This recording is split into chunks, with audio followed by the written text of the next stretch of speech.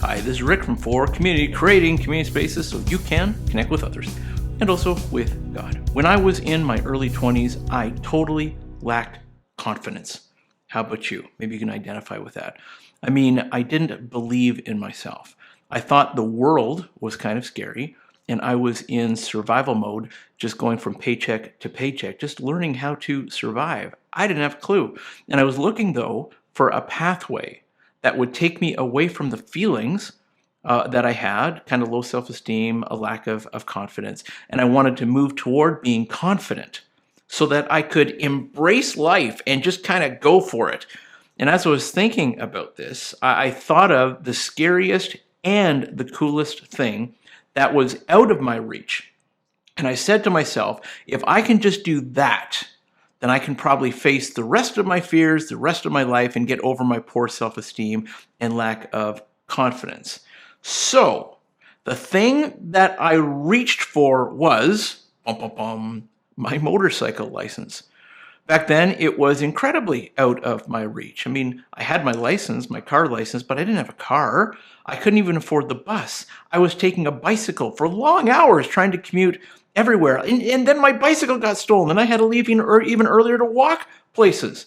So getting my motorcycle license was both scary for me because, well, first it's a motorcycle out on the road with other cars, and it's also me trying to find the funding for that, and it was also so very cool. So I thought, if I'm going to conquer my fears and also do it in the coolest way possible, it's getting my bike license. And I am so grateful that I did, because I really enjoy getting out on the bike from time to time. Enough about me. What about you? Can you remember a time when you were lacking confidence in yourself? Maybe you had low self-esteem or a lack of self-belief, and you just wanted to overcome it. If you're watching with someone, would you please pause the video and share with each other what you did to overcome your lack of self-belief and to gain some confidence? This video is based on my interpretation of 2 Peter chapter 1, verses 3 to 4. In this text, we read about what God has done for us to increase our self-esteem and self-confidence. 2 Peter chapter 1, verse 3 to 4. By his divine power, God has given us everything we need for living a godly life. We have received all of this by coming to know him, the one who called us to himself by means of his marvelous glory and excellence. And because of his glory and excellence, he has given us great and precious promises. These are the promises that enable you to share his divine nature and escape the world's corruption caused by human desires.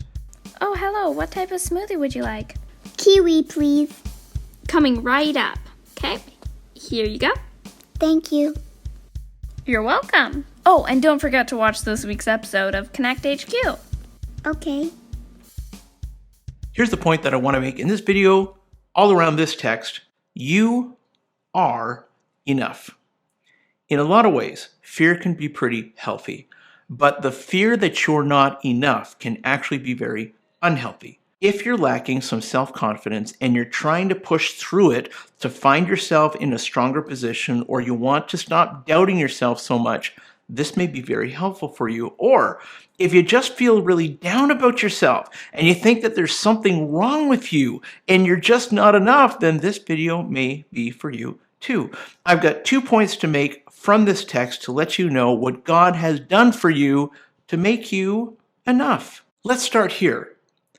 It's not a scavenger hunt. Text says, God has given us everything we need for living a godly life. Well, I was looking at this text just for my own personal reading plan, personal devotions. This really jumped out to me the very first time I was reading it. God has given us everything we need to live a godly life. It jumps out to me because of the rat race I see Christians embracing sometimes. I see church people run from church to church wanting to be a part of the next great spiritual trend, not wanting to miss a movement of God. So they get on buses, they travel to hear great speakers, they go to big events. I'm not knocking any of that. I've been to some very, very cool events, and they're awesome. But here's what I'm getting at. Underneath some of that drive to go to these miracle services and find some kind of extravagant work of the Spirit are feelings of thoughts of deficit. Like, I'm somehow not enough. Like I'm somehow missing something, that if I just had this thing, then I would be better, then I would be enough. Now, this doesn't make sense to me.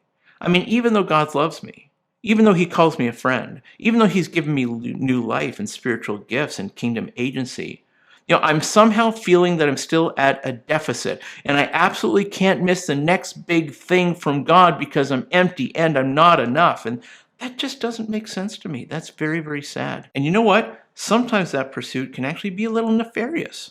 Sometimes Christians want to be a part of things so they feel that they're part of the church that gets it. They're on the inside. They're somehow elite.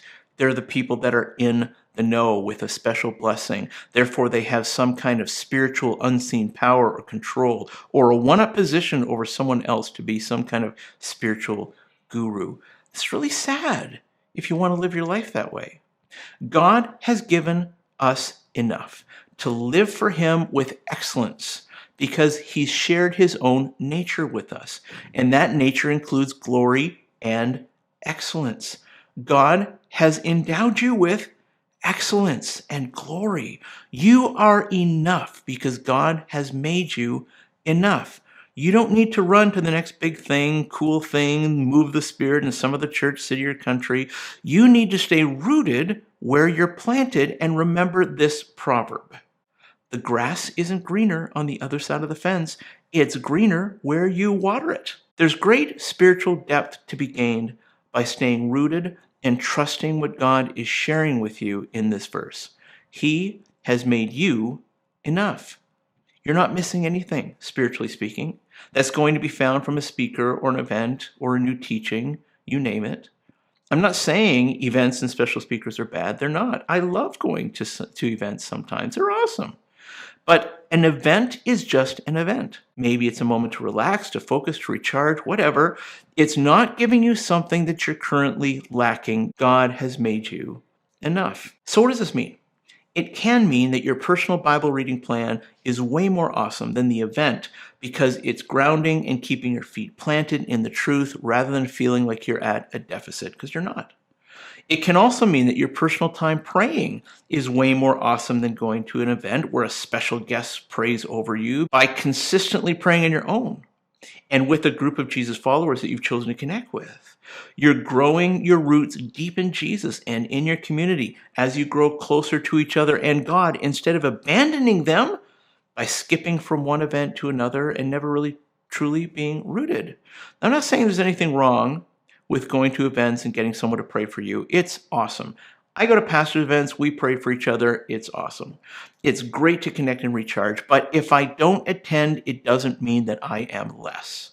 I'm exactly the same. I am all that I need to be as a child of God living as a Jesus follower. When you choose to follow Jesus, God has made you enough. You're not lacking. It's okay if you don't know all the stuff. It's okay if you're not going to all the events. God's made you enough. You're a child of God, given new life, walking as a friend and follower of Jesus, connected with other Jesus followers around you. All is well. You're enough. So if you're a Jesus follower, it's not about a scavenger hunt. You're not on a race looking for the next big thing from God. There's no scavenger hunt here. God has already given you all that you need to be enough. Second, it's about God's promises. It's not about what you don't have. It's actually about what you already have. It's about God's promises. The text says, He has given us great and precious promises. These are promises that enable you to share His divine nature. The second thing that jumps out to me as I'm reading this text here is the idea of God's promises. Now, I think that one of the reasons why we're enough and why we don't have to feel like we're lacking or we're somehow at a deficit is because it's not about us, and it's never been about us. It is always and has always been about God. God has given you promises. He's given all of us promises, namely the promise of eternity. Whatever else eternity means, it means that we're going to be in the closest possible relationship with God imaginable forever, living with infinite resources and capacity because we'll be with God.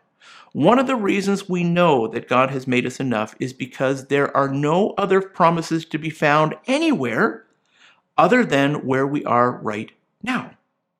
If you leave your home and go to an event, you're not going to find a new promise from God. All the promises God has for you are already yours. He's not withholding his goodness from you. There's no secret blessing that others have and you don't have. He treats all of us equally and gives to us all freely. You are enough because all the promises that God has for you are already yours. You don't have to go hunt for them. Being a Jesus follower isn't a scavenger hunt. You are enough. Now, I'm not sure why these two themes jumped out to me so much. I think it's because I've seen the rat race of church people for most of my adult life as a pastor. I've seen church people ramp themselves up to the point of getting escalated into a frenzy and making others get escalated into a frenzy, all around getting hyped up over a new thing, going to a new place, going to an event, going to a new speaker because God is somehow doing something new. Everybody is wonderful. Go see whoever you want to see. Get prayed up by whoever you want to get prayed up for. It's okay. It's all great. But man, it doesn't need to be a rat race. It doesn't need to be a frenzy. This hyped up thing about the next big move of God, that's not for you. I'll tell you where the next big move of God is. I'll tell you, if you want to get hyped up, go find this new promise, go find this new event, go find this new thing that God is doing because you're at some deficit and you need this. I will tell you where the next big move of God is. It's very simple. It's very clear in the Bible. It's in your own context when some miracle by the simple gospel takes root with a new Jesus follower and someone who had no promises suddenly possess all the promises God has for them. There is no greater event than being part of resurrecting the dead, spiritually speaking. The next big thing is the next person within your current context that you can more deeply connect to so that the two of you together can get more deeply connected with Jesus. That's the next big thing. Rescuing somebody who's not a friend of God and helping them to become a friend of God, that's the next big thing. You are enough. You're not less than anyone else. You're not more than anyone else. You're just enough. We are all enough. If you are a Jesus follower, then you have God's promises. You're his child. You have been brought from spiritual death to new life. With all of eternity to look forward to, there is nothing more powerful than the power of the simple gospel that takes someone far from God and promiseless into a loving relationship with God and all the promises that come with it. You're enough. You're not missing anything. And here's the application for me. I'm going to share an application for me, and then I'm going to ask you to prepare an application for you so we can share our applications on Sunday when we meet on Zoom. Sometimes, this is my application, you think of your own. Sometimes I get down on myself because I can't go to all the cool pastor functions. It's true. I'm a bivocational. I have two careers. One as a therapist and one as a pastor. I don't have the capacity to live the life of the cool pastors that get to go to all the functions because they've got a full-time salary from a church. That is not the life that I live. And occasionally, I think to myself, man, I'm really missing out. But the truth is that God has made me enough. He's made me enough so that I can follow Jesus right where I am.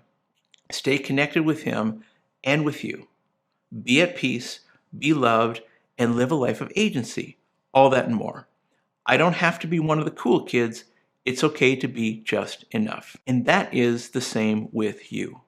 You are enough. Please think of your own application on this, and please come this Sunday to share it with us on Zoom. That's it from me to you for now. Would you please like? Would you please share? Would you please subscribe? Would you please also ask for the link? We're meeting on Zoom this Sunday, 2 times, 10:30 a.m., 6 o'clock p.m. If you'd like to contribute, you'll find the link down in the show notes to give, to tithe, whatever you want to do would be awesome. For community, creating community spaces so that you can connect with others and also with God. See you next time.